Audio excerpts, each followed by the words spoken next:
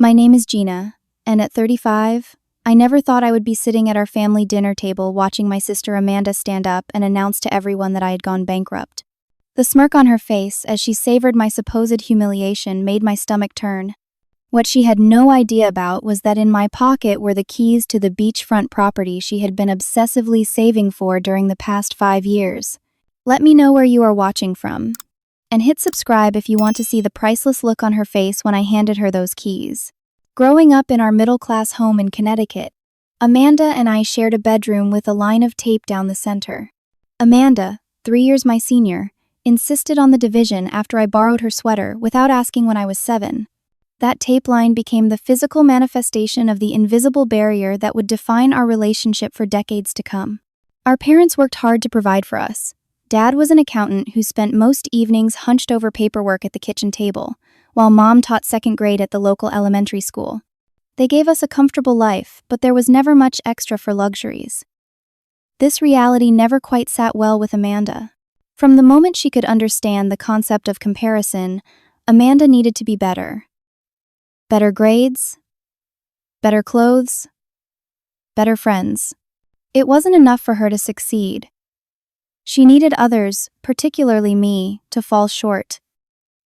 When I brought home my first A in 4th grade math, beaming with pride, Amanda immediately reminded everyone at dinner that she had gotten straight A's that year. When I made the volleyball team in 7th grade, she pulled out her 3 sports trophies and arranged them conspicuously on the mantel. I recall my 10th birthday vividly. Mom had saved for weeks to buy me the art set I had been eyeing at the craft store. My fingers trembled with excitement as I unwrapped it. But before I could even open the box, Amanda burst into tears. Through dramatic sobs, she lamented that no one had ever bought her such an expensive gift for her birthday. My parents, flustered and eager to restore peace, promised to take her shopping the next day. My art set sat unopened as I watched my sister being consoled.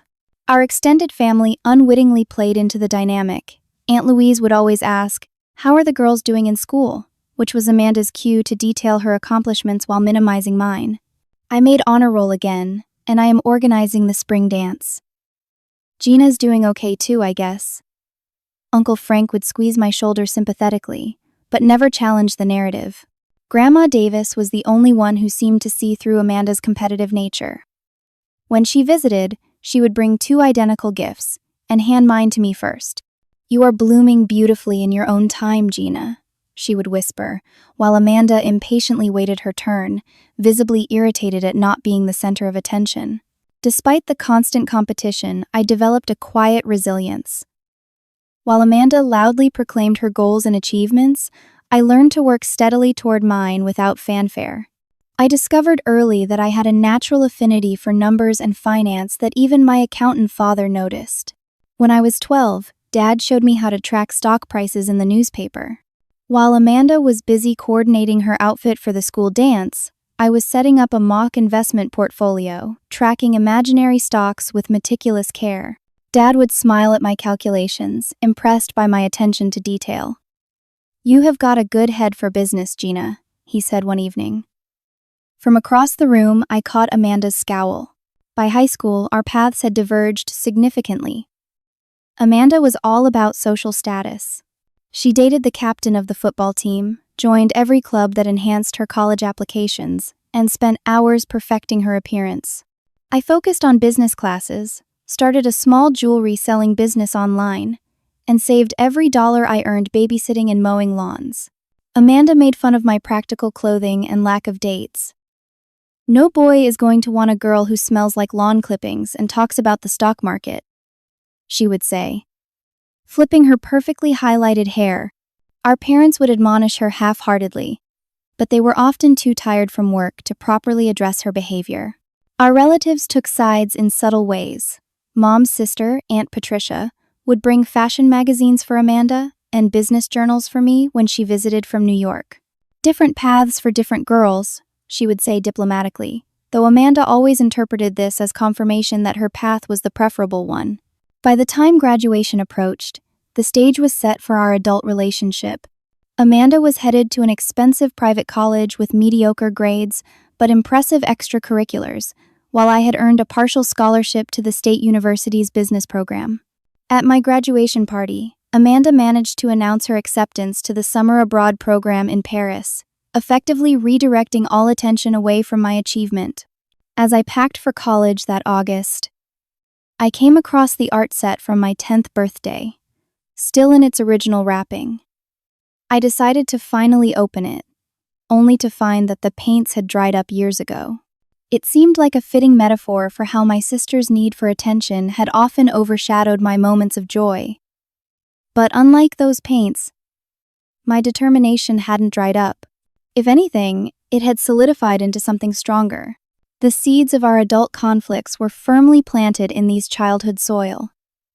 As we grew into women, the same patterns would play out on bigger stages with higher stakes. What Amanda never understood was that while she was performing for an audience, I was building something lasting. And that difference would eventually change everything. College marked the first real separation between Amanda and me, both physically and philosophically. While she attended a prestigious private university in Massachusetts, living in a renovated Victorian dorm with a roommate from a political dynasty, I settled into my practical dorm room at the State University's business school. My college years were a careful balancing act between academics and work. I maintained my scholarship by keeping my GPA above 3.5, which wasn't easy given my workload. Between classes, I worked 20 hours a week at the campus financial aid office, and another 10 hours doing bookkeeping for a local restaurant. My roommate rarely saw me except late at night when I would collapse into bed, only to wake up at 5:30 to review notes before my 8 a.m. accounting class. Amanda's experience couldn't have been more different. Her social media posts showcased formals in Boston, spring break in Cancun, and weekends in New York City.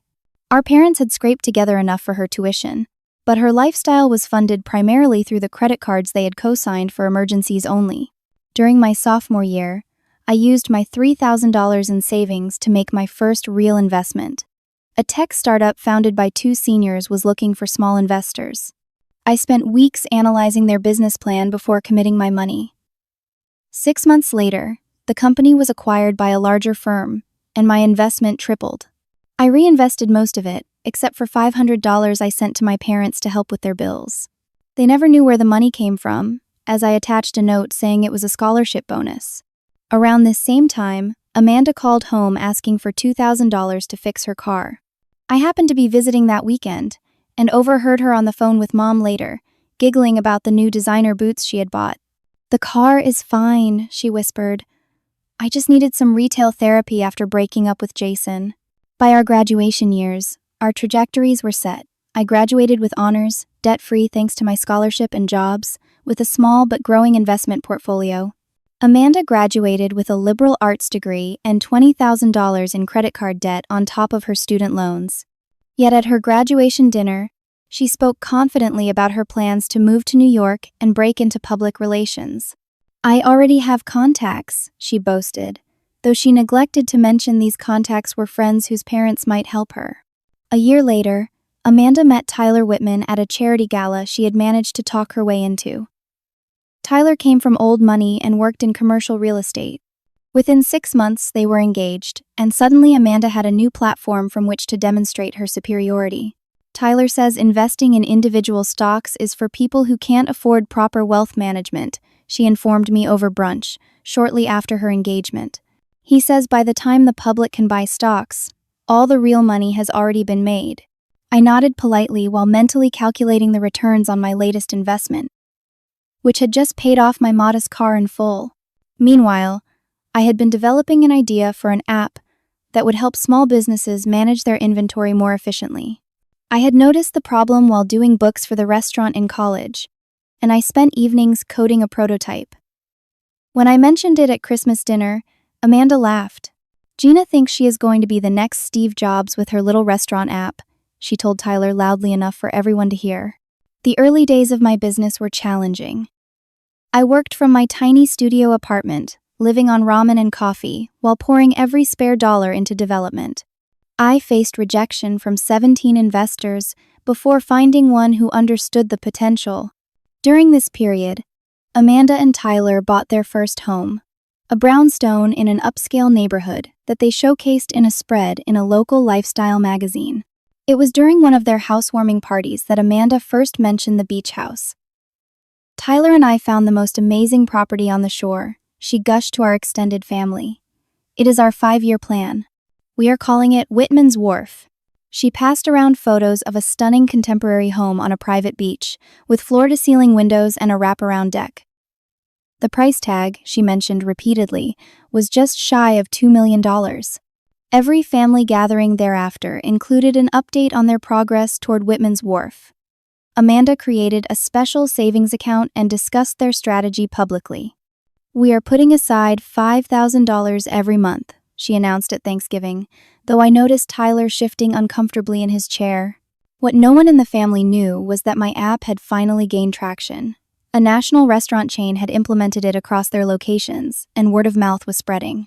I was making more in a month than I had in my entire first year of business, but I kept this information private, investing most of it back into the company and living modestly. At my parents' anniversary party, Amanda cornered me near the buffet. "Still working on your little app?" she asked, eyebrow raised. When I nodded, she sighed dramatically. "You know, Tyler could probably find you something entry-level at his firm if you wanted a real job." I thanked her politely, but declined.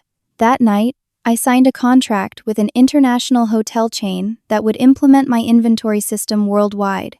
The tension between us grew as Amanda's mockery intensified. At every family event, she found ways to belittle my career choices while elevating her own apparently perfect life. "We just booked our 3rd vacation this year," she would announce while helping Mom in the kitchen, loud enough to reach me in the living room. "Gina, when was the last time you took a day off from your computer thing?" What Amanda didn't know was that I had begun taking Fridays off to mentor young women entrepreneurs. I had also started a small scholarship fund at our old high school for girls interested in business and technology. These things brought me joy, but I kept them to myself, aware that Amanda would only use the information to fuel her competitive fire. As our 30s approached, the beach house became Amanda's obsession.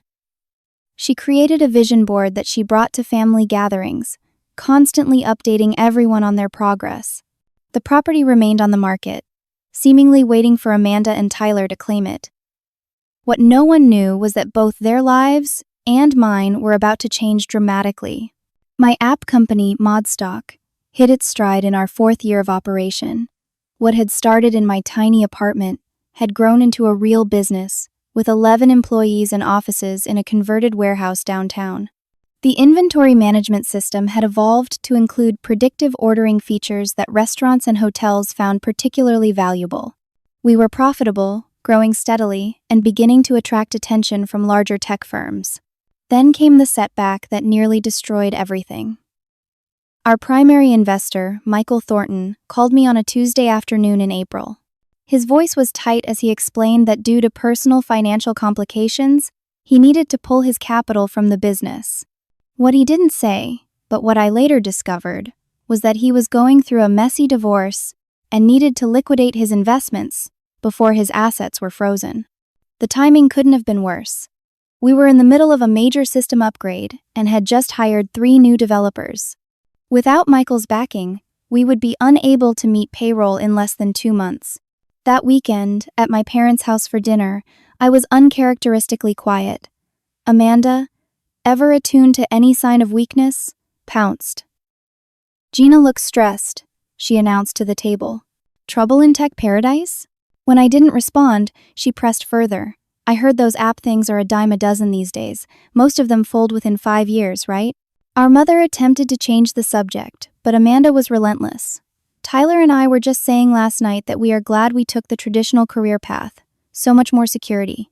She reached for her wine glass, adding, "I would hate to have my whole life tied up in something so precarious." I excused myself early that night, citing work deadlines. By the time I reached my car, my phone was buzzing with messages from 2 cousins and an uncle, all asking if my business was in trouble. Amanda had wasted no time spreading her speculation.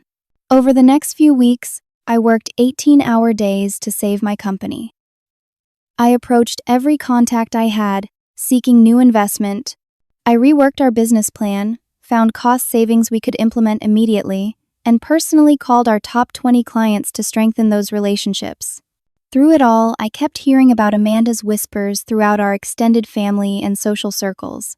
I heard Gina's company is bankrupt. My sister always did have impractical dreams. Such a shame about her business failing. Then came the breakthrough. Instead of seeking traditional investment, I created a partnership proposal for our largest client, the hotel chain. They would provide capital in exchange for exclusive rights to our next generation of features for 2 years, after which we could sell to the broader market. Their CEO saw the value immediately and signed off on the deal within a week. Modstock was saved, and in fact, emerged stronger. The partnership led to innovations we might never have developed otherwise, and the exclusive features eventually became our most profitable products when released to other clients. 6 months later, I received the email that would change everything. A major tech corporation wanted to acquire Modstock for $21 million. After ensuring my employees would be taken care of in the transition, I accepted the offer. I was 34 years old and suddenly wealthy beyond anything I had imagined for myself. The acquisition included a 3-year consulting contract for me personally, which meant I would continue to earn a substantial income even after the sale. Despite this life-changing development, I decided to keep the information private, even from my family. Years of Amanda's competitive behavior had taught me that any success of mine would only fuel her need to prove her superiority. I maintained my modest lifestyle, moved my newfound wealth into diversified investments, and told no one. Meanwhile, I began noticing cracks in Amanda's perfect facade. Tyler stopped attending family functions, with Amanda offering vague excuses about work commitments. She mentioned their beach house savings less frequently, though she still brought up Whitman's Wharf whenever the conversation turned to future plans. My suspicions were confirmed when I ran into Tyler's sister Kate at a charity event.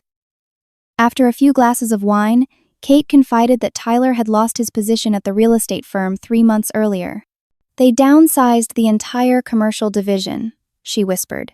He's been interviewing, but nothing yet. Amanda doesn't want anyone to know. 2 weeks later, at Sunday dinner with our parents, I noticed Amanda's designer handbag was a knockoff rather than the authentic version she typically carried. She still talked about their luxurious lifestyle, but the details had become vaguer. "We're considering Bali for our next vacation," she said airily, but didn't mention dates or specific plans. I began quietly paying attention to other signs. Amanda's social media posts showed her wearing the same outfits repeatedly, just styled differently. She had stopped posting pictures of restaurant meals and started sharing more home-cooked dinners, always with captions about enjoying the simple pleasures. The most telling moment came when our mother mentioned the beach house directly. "How's the savings coming for Whitman's Wharf?" she asked innocently during dessert. Amanda's smile tightened almost imperceptibly. "Right on track," she said brightly. "But we're in no rush. The market might be better in another year or 2. After dinner, I overheard her on the phone in our parents' backyard, her voice tense. "I know we agreed to $5,000 a month, but $3,000 is all I can transfer right now," she was saying, presumably to Tyler. "The beach house fund is the one thing we can't touch. You know how important it is." That night, I realized the extent of Amanda's desperation to maintain appearances.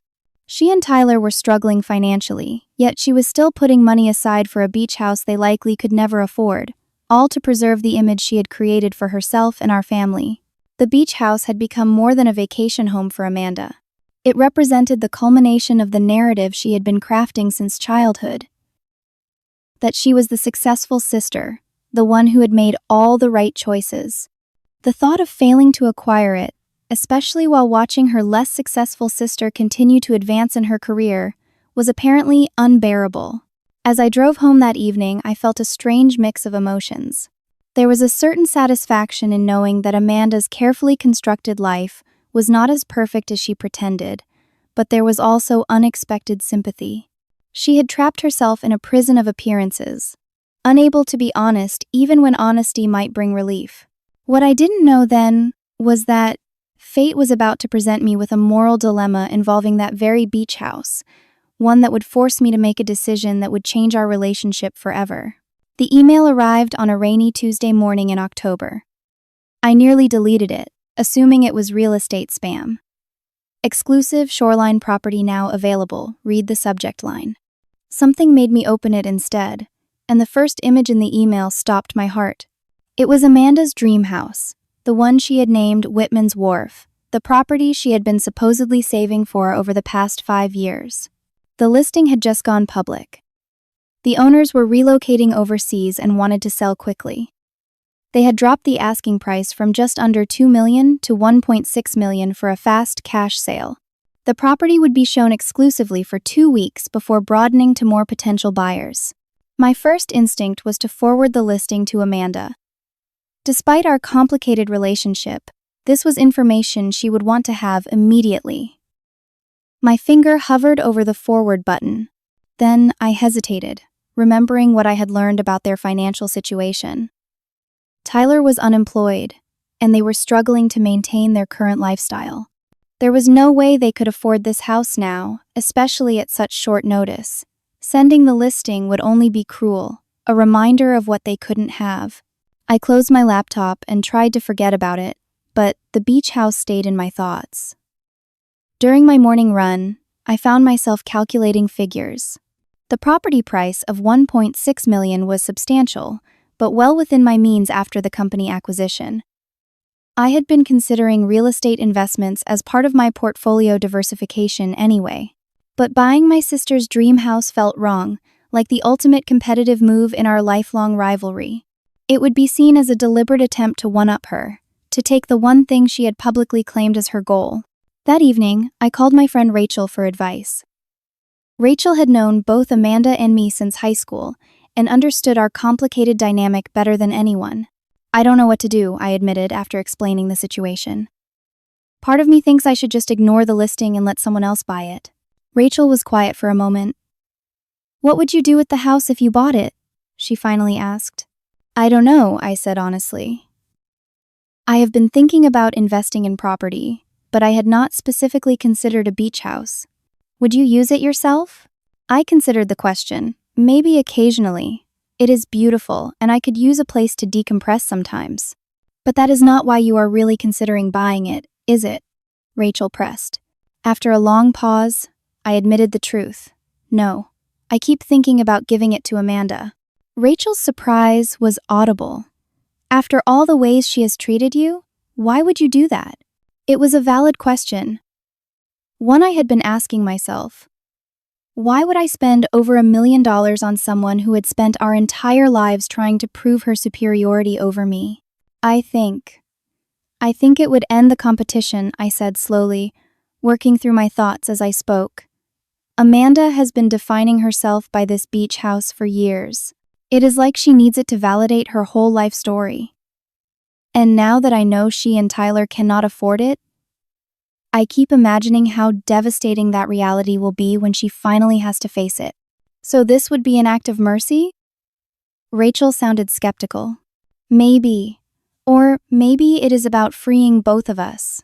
Amanda from her need to keep up appearances, and me from this dynamic we have been stuck in since we were kids. The next day, I drove out to see the property in person. The real estate agent, assuming I was a serious buyer, gave me a thorough tour. The house was even more stunning than the photos suggested. Floor-to-ceiling windows faced the ocean, capturing light that played across bamboo floors. The open kitchen featured blue pearl granite countertops that mimicked the water outside. 4 bedrooms, each with its own bathroom, provided ample space for guests. The wraparound deck, made of sustainable hardwood, seemed to float above the private beach below. Standing on that deck, watching waves crash against the shore, I made my decision. I would buy this house, not as an investment property, not as a personal vacation home, but as a gift. A complicated gift, certainly, one that might initially seem like the ultimate competitive move, but a gift nonetheless. The process moved quickly once I committed. My financial situation allowed for a cash purchase with minimal complications. I arranged for an inspection, which the house passed with flying colors. The owners, eager to relocate, agreed to a 30-day closing period. As I signed document after document, I wrestled with doubts. Was I making a colossal mistake? Would this generous gesture be misinterpreted as the ultimate act of one-upmanship? Was I unconsciously trying to prove my own superiority by becoming Amanda's benefactor? These questions haunted me through the closing process. The final papers were scheduled to be signed on the morning of our monthly family dinner, a coincidence that felt strangely appropriate. That morning, I sat across from the sellers, signing my name dozens of times, officially becoming the owner of Whitman's Wharf. When the realtor handed me the keys, I felt their weight both literally and figuratively. These small pieces of metal represented not just a multi-million-dollar property, but potentially a complete shift in my relationship with my sister. I slipped the keys into my pocket and headed home to prepare for dinner at my parents' house. I selected my outfit carefully, opting for simple jeans and a cashmere sweater. Nothing flashy, nothing that screamed successful tech entrepreneur. The keys went into my right pocket, where they seemed to burn against my thigh. As I drove to my parents' house, I practiced what I might say when the moment came. Should I make a speech? Hand over the keys privately? Wait until after dinner? Every scenario I imagined felt either too dramatic or insufficient for the magnitude of the moment. By the time I pulled into my parents' driveway, I still had no concrete plan. I would need to read the room, gauge Amanda's mood, and trust my instincts. One thing was certain: this evening would change everything. I just couldn't predict whether the change would heal our relationship or damage it beyond repair. With a deep breath, I stepped out of my car, the beach house keys heavy in my pocket. Whatever happened next, there would be no turning back. I arrived at my parents' house at exactly 6:30, the established time for our monthly family dinners. These gatherings had become a tradition after Amanda and I both moved out, a way for our parents to keep tabs on our lives and maintain family connections. Typically, they included our parents, Amanda and Tyler, me, and occasionally an aunt, uncle, or cousin passing through town. The modest colonial where we grew up looked the same as always, with my mother's carefully tended flower beds and my father's meticulously maintained lawn. The familiarity of the setting contrasted sharply with the unfamiliar weight of the keys in my pocket and the uncertainty churning in my stomach. Mom answered the door, wiping her hands on her apron. "Gina, sweetheart, right on time as usual." She hugged me tightly, smelling of garlic and rosemary. "Amanda and Tyler are already here. And your Uncle Paul and Aunt Diane came down from Hartford for the weekend, so they joined us too." Perfect. An audience. I wondered if Amanda knew they would be here when she planned whatever she had in store for the evening. I had no concrete evidence she was planning anything, but her unusual smugness during our last few encounters had set off warning bells. In the living room, Dad was explaining his new golf clubs to Uncle Paul while Aunt Diane examined the family photos on the mantel. Tyler sat slightly apart, scrolling through his phone with the distracted look of a man who would rather be anywhere else. And then there was Amanda, perched on the arm of the sofa, like she was posing for a magazine spread. She wore a new-looking black dress that hugged her figure, hair freshly highlighted, makeup perfect. Seeing her, I immediately understood. She had dressed for an occasion, and I suspected that occasion involved my humiliation. "Gina!" she exclaimed with exaggerated enthusiasm when she spotted me. "We were just talking about you." Something in her tone confirmed my suspicions. Her eyes had that particular gleam I recognized from childhood, the one that appeared right before she would announce to everyone that I had failed a spelling test or been rejected for a school dance. "All good things, I hope," I responded lightly, accepting a glass of wine from my father. "Oh, always," she said with a smile that didn't reach her eyes. "Tyler, didn't you mention that article about tech startups the other day? The one that might concern Gina?" Tyler looked up from his phone, momentarily confused. I don't recall." "You know," Amanda prompted, "about the high failure rate and funding issues." I took a slow sip of wine. "The industry definitely has its challenges," I agreed neutrally. "Like all businesses." Amanda looked slightly disappointed by my measured response, but the calculating look in her eye told me she was just getting started. Mom saved the moment by announcing dinner was ready. We moved into the dining room, where she had outdone herself as usual. The table was set with her best china, and the meal looked spectacular. Roast chicken, garlic mashed potatoes, roasted vegetables, and fresh bread still steaming from the oven. I ended up seated between Uncle Paul and Tyler, with Amanda directly across from me. The seating arrangement gave her a perfect view of my face, which I suspected was intentional. The conversation started pleasantly enough, with Uncle Paul sharing news about my cousin's new baby and Aunt Diane discussing their recent cruise. Mom described her garden club's upcoming fundraiser, while Dad talked about a retirement planning seminar he had attended. Throughout these exchanges, Amanda remained uncharacteristically quiet, picking at her food and occasionally glancing at her watch. She was waiting for something, building tension like a chess player positioning pieces before a decisive move. The shift came during dessert. Mom had made her famous apple pie, and as she served slices topped with vanilla ice cream, Amanda cleared her throat. "So, I think there is something we should discuss as a family," she announced, setting down her fork with deliberate precision. The table fell quiet.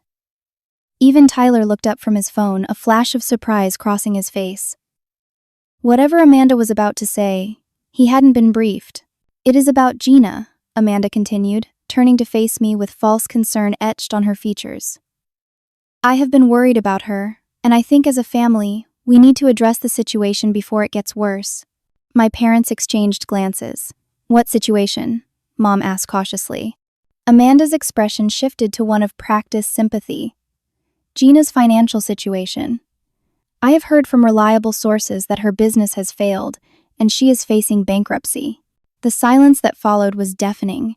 5 pairs of eyes turned to me, expressions ranging from shock to pity.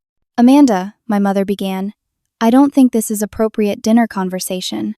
But Amanda was too committed to her performance to stop now. She stood, adding drama to her announcement. "I know it is uncomfortable, but we cannot just ignore it. Gina has always been impractical about money. Remember her little jewelry selling business in high school? Or the thousands she spent developing that restaurant app?" Each word was precisely calibrated to diminish my achievements while positioning herself as the concerned older sister. "The tech bubble is bursting," she continued, now addressing the entire table. "These little startups are collapsing left and right. Gina's company hasn't turned a profit in months. She is too proud to ask for help, but as her family, we shouldn't wait until she is completely broke."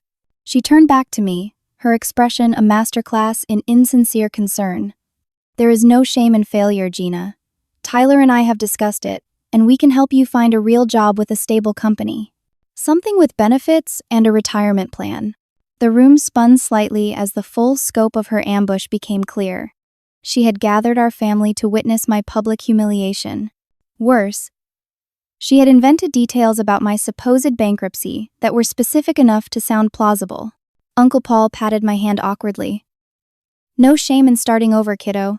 We all face setbacks," Aunt Diane added kindly. My father looked stunned, while my mother appeared on the verge of tears. Tyler just stared at his plate, clearly uncomfortable with his wife's performance, but unwilling to contradict her. Amanda remained standing, the triumphant gleam in her eyes barely concealed by her mask of concern. This was the moment she had been waiting for, her ultimate victory in our lifelong competition. In her mind, she had won. The successful sister helping her failed sibling, a narrative she would undoubtedly repeat at every family gathering for years to come. A storm of emotions crashed through me. Humiliation at being the center of this fabricated drama. Anger at Amanda's calculated cruelty. Sadness that our relationship had devolved to this point. But beneath these immediate reactions, something else surfaced. Clarity. This moment of intended humiliation had crystallized a decision I had been wrestling with since buying the beach house. I had purchased it wondering whether to reveal my success or to give Amanda the gift anonymously, never taking credit. Now, I knew exactly what I needed to do. I felt the weight of the keys in my pocket. The moment had arrived, though not in the way I had imagined. The question was, did I walk away from this ambush with dignity intact, or did I reveal the truth and change the narrative forever?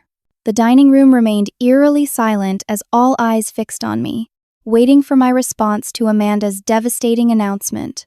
The weight of their pity was almost palpable, hanging heavy in the air like the scent of my mother's apple pie, now forgotten on their plates.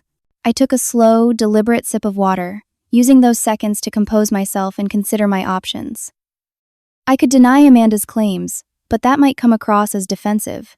I could excuse myself and leave, maintaining my dignity but allowing her lies to stand unchallenged. Or I could tell the truth, all of it. I set down my glass and met Amanda's gaze directly. Her eyes still held that triumphant gleam, though uncertainty flickered across her face at my prolonged silence. "Thank you for your concern, Amanda," I began, keeping my voice even. "But there seems to be some confusion about my financial situation." Amanda's smile tightened. "There is no confusion, Gina. My sources are reliable." "Your sources?" I asked mildly. "Would you mind sharing who exactly has such detailed information about my company's finances?" She hesitated, then waved her hand dismissively. "That is not important. What matters is getting you the help you need." I nodded thoughtfully, then turned to address the whole table. "I appreciate everyone's concern, but I think it is best if I clarify a few things about my business." I straightened in my chair, feeling a strange calm settle over me. Modstock, my inventory management company, was indeed facing challenges about 6 months ago, when our primary investor withdrew. However, we secured a partnership with international luxury hotels that not only saved the company, but strengthened our market position. My father leaned forward, his expression shifting from concern to interest. "That's a significant partnership," he remarked. It was, I agreed. And it led to something even more significant. 3 months ago, TechCore acquired Modstock for $21 million. The silence that followed was different from before. This was the stunned silence of recalibration. Of 5 people simultaneously adjusting their understanding of reality. Amanda was the first to recover. That's not possible," she stammered. "You would have told us." "Would I?" I asked quietly. "Given our history, would I really have shared that news immediately?" Her face flushed as the implications of my question registered. Our entire adult relationship had been shaped by her need to diminish my achievements. "But your apartment," she protested. "Your car. You still live like you're struggling." "I live simply because that's my preference," I explained. "I've invested most of the proceeds." The acquisition also came with a 3-year consulting contract that provides a very comfortable annual income. My mother's hand flew to her mouth. "Honey, why didn't you tell us?" I smiled at her gently. I was waiting for the right moment. I wanted to be sure of my next steps before making any announcements. Amanda remained standing, but her posture had changed. The confident stance had crumbled, leaving her looking awkward and out of place. "Next steps?" my father asked. This was the moment. I reached into my pocket and felt the cool metal of the keys. With a steady hand, I placed them on the table in front of me. "One of my investments is real estate," I said, my eyes now fixed on Amanda. Specifically, a beachfront property that became available recently. Amanda's face drained of color as her gaze locked on the keys. "This morning, I signed the final papers for a house on Shore Drive." "I believe you're familiar with it, Amanda. You've been calling it Whitman's Wharf for the past 5 years." The room seemed to hold its collective breath as understanding dawned on each face. That's our beach house," Amanda whispered, her voice barely audible. "The one Tyler and I have been saving for." Tyler's head snapped up, his expression a mix of shock and something that looked almost like relief. I stood up and walked around the table until I was standing beside my sister. Without a word, I picked up the keys and held them out to her. "It's yours," I said simply. Amanda stared at the keys in my outstretched hand, incomprehension written across her features. "What do you mean, it's mine?" "I mean I bought it for you," I clarified. "The deed will be transferred into your and Tyler's names. Consider it a gift." Amanda's legs seemed to give way beneath her as she sank back into her chair. "I don't understand," she murmured, making no move to take the keys. "Why would you do this?" It was a valid question, one that everyone in the room was undoubtedly wondering. Why would I spend millions on a sister who had just tried to humiliate me? "Because I want us both to be free," I said quietly. "Free from the competition, the comparison, the need to prove ourselves to each other." This house has become a symbol for you, Amanda. Having it might allow you to stop striving so desperately to maintain appearances. Tears welled in Amanda's eyes, spilling down her cheeks and leaving trails in her perfect makeup. She looked more vulnerable than I had seen her since we were very young children. I can't accept this, she whispered. Not after what I just did. Not after everything. You can, I insisted gently. Because this isn't about keeping score. It's about ending the game altogether. With trembling fingers, Amanda finally reached for the keys.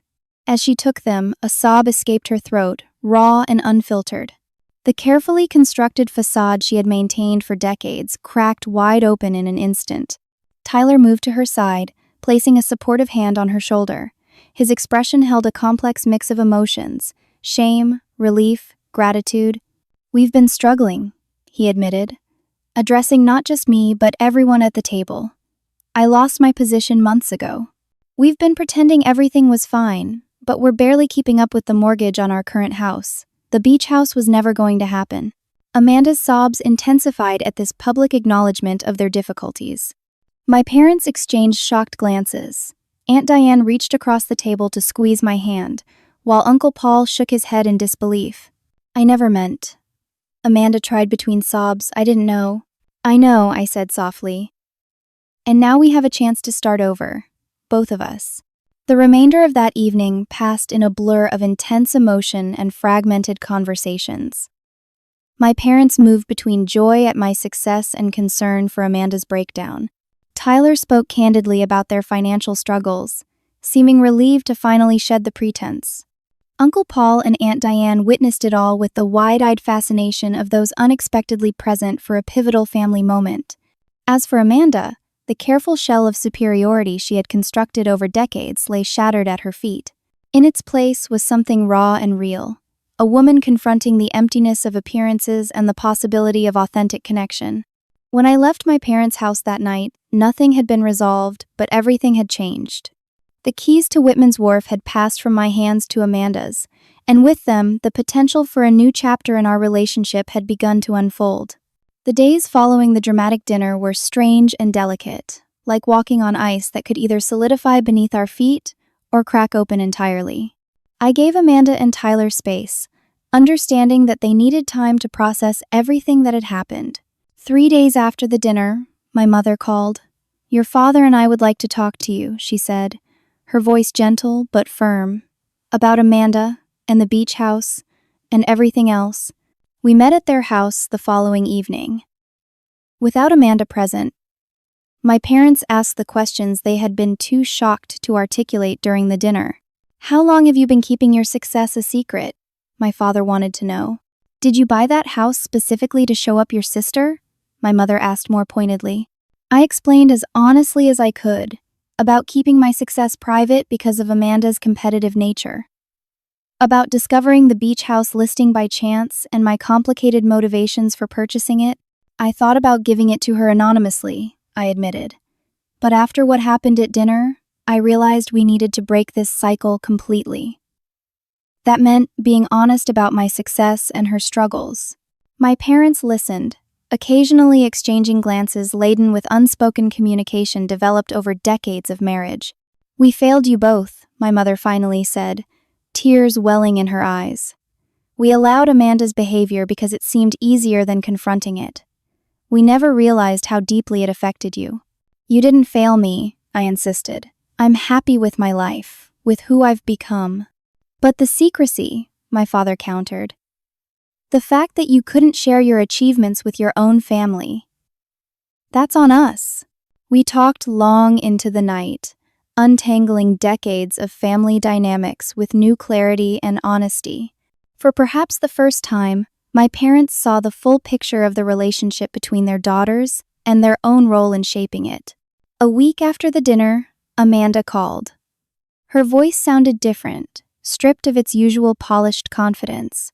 Can we talk? She asked. In person? We met at a quiet coffee shop halfway between our homes. Amanda arrived without her usual perfect appearance. Her hair was pulled back simply, her face bare of makeup, her clothing casual. She looked younger somehow, and strangely more like the sister I had wanted all those years. I've been thinking about what to say to you, she began after we had settled with our drinks. I've written and rewritten it in my head 1,000 times, but nothing seems adequate. I waited, giving her the space to find her words. I've been seeing a therapist, she continued after a moment. Just 3 sessions so far, but it's already illuminating. She's helping me understand why I've been so driven to compete with you, to create this perfect image. Amanda's fingers traced patterns in the condensation on her glass. I always felt like I wasn't enough. Not smart enough. Not special enough. You had this natural brilliance with numbers, with business. Dad would light up when you talked about stocks or investments. I didn't have anything like that. You had plenty of talents, I countered. You were always better with people, more socially adept. She smiled sadly. Being popular isn't really a talent. It was just another way I sought validation. The truth is, I've spent my entire adult life trying to prove my worth through external things. The right husband, the right house, the right vacations. Her voice broke slightly. And when it started falling apart, when Tyler lost his job and our finances crumbled, I couldn't face it. I couldn't admit that the perfect life I'd constructed was just an illusion. So I doubled down, pushed harder, became more desperate to maintain appearances. Until the dinner, I supplied when she faltered. Amanda nodded, shame evident in her expression. I thought exposing your supposed failure would somehow validate my choices, prove that I had been right all along. It was cruel and desperate, and I am so sorry. The apology hung between us, simple and sincere. What about the beach house? I asked after a moment. Have you and Tyler discussed it? That's part of why I wanted to talk to you, she said, straightening slightly. We can't accept it, Gina. It's too much, especially after everything. It's already done, I reminded her. The papers are being processed. Then we'll sign it back over to you, she insisted. Tyler and I have decided to sell our current house. It's too expensive, especially with his job situation. We're looking at smaller places, something we can afford on my salary until he finds something stable. Her words surprised me. The Amanda I had known would never voluntarily downsize or acknowledge financial limitations. This isn't about money anymore, she continued. It's about being honest with ourselves and with each other. I don't need a beach mansion to be happy or fulfilled. What I need is to rebuild my marriage on something real, and to try to repair the damage I've done to our relationship as sisters.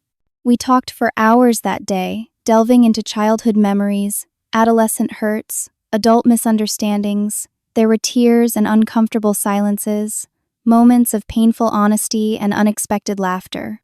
By the time we parted, nothing was resolved, but something had shifted. The beach house remained a point of contention. I still wanted her to have it, and she still resisted accepting it.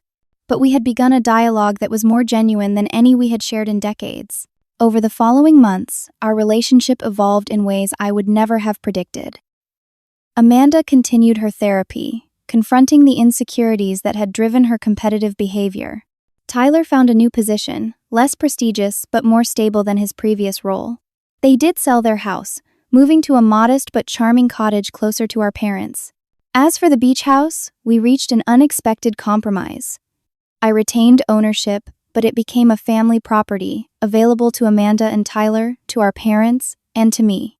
The first time we all gathered there was an initial awkwardness, the ghosts of past conflicts hovering at the edges of our interactions. But as the weekend progressed, something magical happened. Away from our usual environments and the established patterns of our relationships, we found new ways to connect. Dad and Tyler discovered a shared interest in fishing. Mom and Amanda cooked elaborate meals in the gourmet kitchen. I introduced everyone to early morning meditation on the deck, watching the sun rise over the water. By Sunday evening, Whitman's Wharf had been renamed Davis Point, acknowledging our shared family name rather than any individual claim. It had transformed from a symbol of competition to a place of connection. The journey hasn't been easy or straightforward. Amanda still struggles sometimes with the need for external validation. I still find myself hesitant to share successes, waiting for the competitive response that might no longer come. Old patterns don't disappear overnight. But something fundamental has changed. The keys to that beach house unlocked more than just a property. They opened a door to authenticity that had been closed between us for decades. I've learned that true freedom doesn't come from financial success or material possessions, but from releasing the need to prove your worth to others. Amanda has learned that vulnerability, not perfection, is the path to genuine connection. As I sit here on the deck of Davis Point, watching the waves crash against the shore, I feel a profound sense of peace. The competition that defined our relationship for so long has finally ended, not with a winner and loser, but with two sisters finding their way back to each other. What about you? Have you ever experienced a competitive relationship that affected your life? How did you handle it? I'd love to hear your stories in the comments below. Don't forget to like, subscribe, and share if this story resonated with you. Thank you for joining me on this journey, and remember that sometimes the most valuable thing we can give each other isn't material at all, but the freedom to be authentically ourselves,